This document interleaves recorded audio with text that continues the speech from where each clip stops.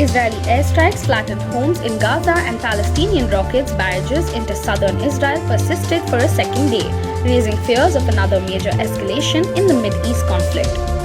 Gaza's health ministry said 24 people had been killed so far in the coastal strip, including 6 children.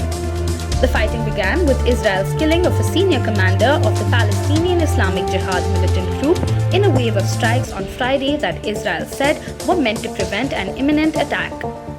So far, Hamas, the larger militant group that rules Gaza, appeared to stay on the sidelines of the conflict, keeping its intensity somewhat contained. Israel and Hamas fought a war barely a year ago, one of 4 major conflicts and several smaller battles over the last 15 years that exacted a staggering toll on the impoverished territory's 2 million Palestinian residents. Whether Hamas continues to stay out of the fight likely depends in part on how much punishment Israel inflicts in Gaza as rocket fire steadily continues.